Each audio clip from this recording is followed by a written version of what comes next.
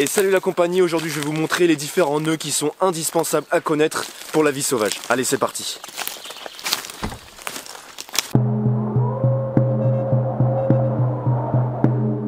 Lorsque vous partez en milieu naturel, il est toujours nécessaire d'emporter minimum 2 mètres de cordelette. En effet, cela peut vous servir à de nombreuses choses. Moi je préfère ce type de cordelette là et surtout cette couleur parce qu'elles sont voyantes et ça évite de les perdre. Avec cette corde par exemple, vous pourrez remplacer vos lacets, vous pouvez également construire des choses, fabriquer des abris. Enfin, c'est vraiment très utile d'avoir ça dans son pactage. Bon, je tenais à vous montrer une première petite astuce avant de montrer les différents nœuds qui sont très importants de connaître. C'est comment bien ranger sa corde, comment la lever. Alors ça va être très simple, on va venir coincer un bout entre ses doigts comme ceci.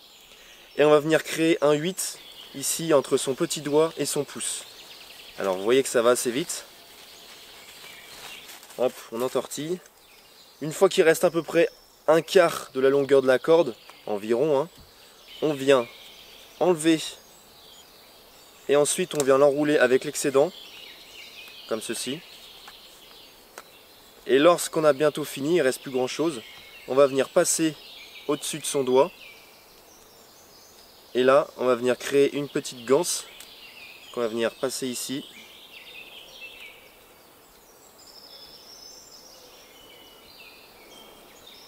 Vous voyez que de cette manière, la corde est vraiment bien rangée et ça va éviter d'accumuler tous les nœuds sur la ficelle. Et ensuite, quand on va vouloir l'utiliser sur le terrain, eh bien on n'a plus qu'à tirer ici sur la petite bout de ficelle qui dépasse. On tire, on lâche. Et là, on a l'ensemble de la corde qui est disponible sans nœud.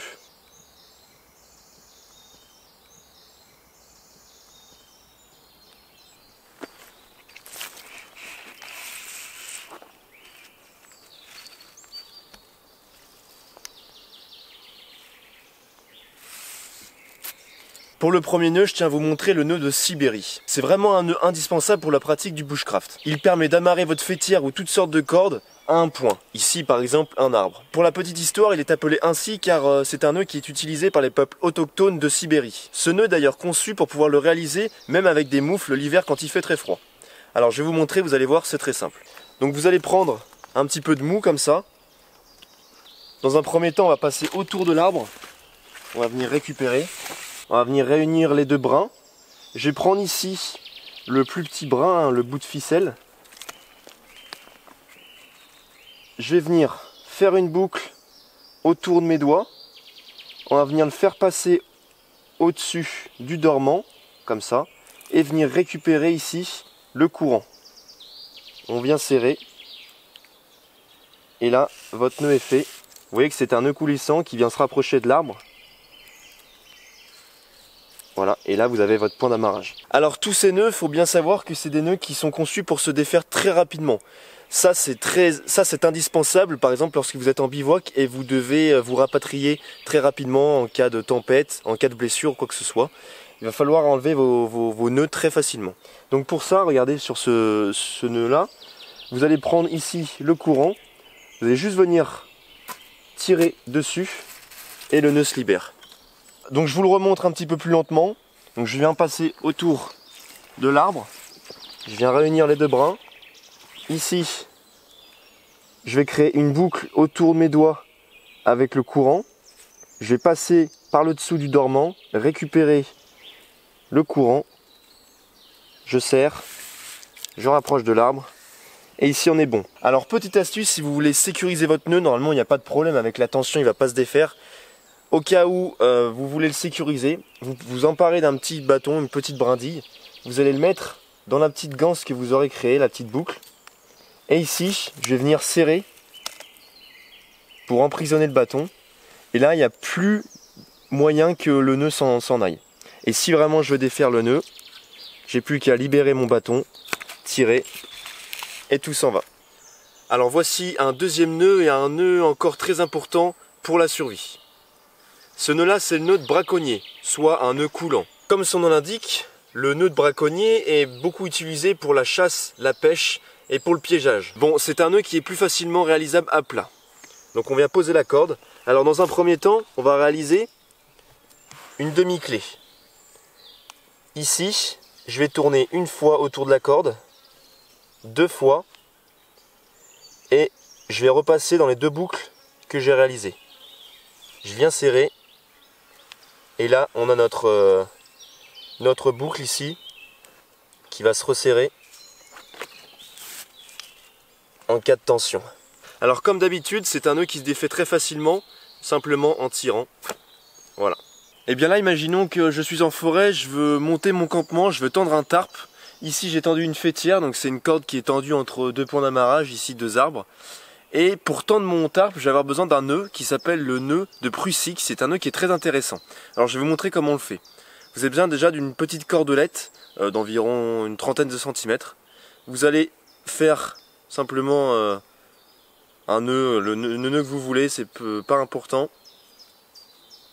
Tac. Voilà, vous allez créer simplement un petit rond comme ça. Alors pour le faire, ce nœud, il va falloir entourer autour de votre faîtière, autour de votre corde ici tendue. Hop là. On va faire des nœuds comme ça. Et ensuite on vient tirer sur une extrémité de la boucle. Voilà, et là votre nœud est déjà fait. Alors, pourquoi c'est avantageux et très bien comme nœud, le nœud de Prusik? Simplement parce que avec la pression qui va s'exercer sur cette boucle là, eh bien vous voyez que le nœud est bloqué.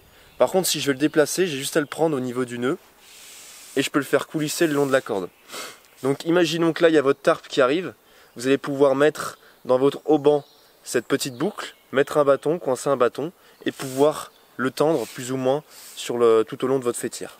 Donc votre boucle, vous allez l'entourer. Donc ici je prends cette partie, je vais le passer dans l'autre, ainsi de suite. Et vous allez faire un nombre de fois, ça c'est pas important, c'est juste que plus vous allez le faire, plus ça va créer des frottements sur la corde. Donc mieux c'est en gros. Ensuite on vient serrer, et là votre nœud il est déjà fait. On peut le déplacer en le prenant comme ceci, ou alors sinon on vient tirer, et là ça bouge plus. Allez, un autre petit nœud encore très efficace et très simple à faire, c'est le nœud de galère. Bon, vous allez voir que c'est pas trop la galère à faire. Je sais pas pourquoi ils l'ont appelé comme ça. Alors, le nœud de galère, ça va être très utile parce que ça va vous permettre de créer un point d'accroche sur une corde. Donc comme on va faire, imaginez que là, je vais tendre cette ficelle là, cette corde, autour de deux arbres. Je vais créer mon nœud de galère pour pouvoir faire un point ici de rappel et pouvoir renvoyer la corde de l'autre côté de l'arbre pour pouvoir tendre. On va tout d'abord créer une demi-clé, comme ceci.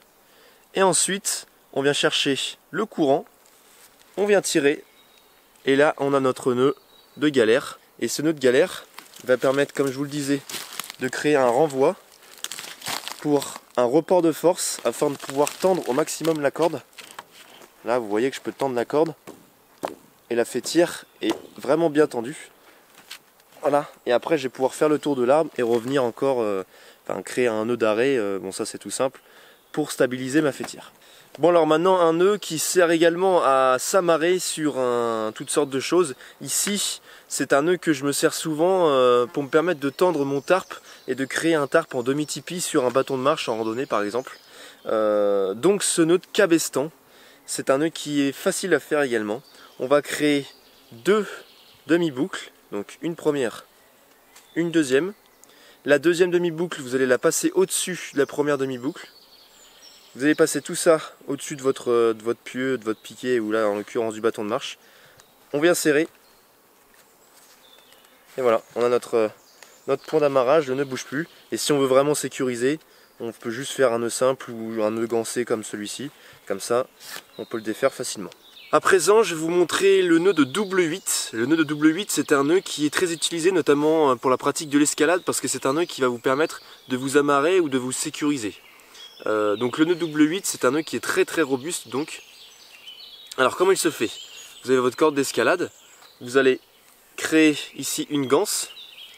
Cette ganse là, vous allez la passer autour de votre main, passer à l'intérieur et revenir pour tirer. Et là on a un nœud double 8. Vous voyez avec une petite boucle ici, vous pourrez accrocher un mousqueton par exemple et vous l'accrocher à votre harnais d'escalade ou toutes sortes de choses.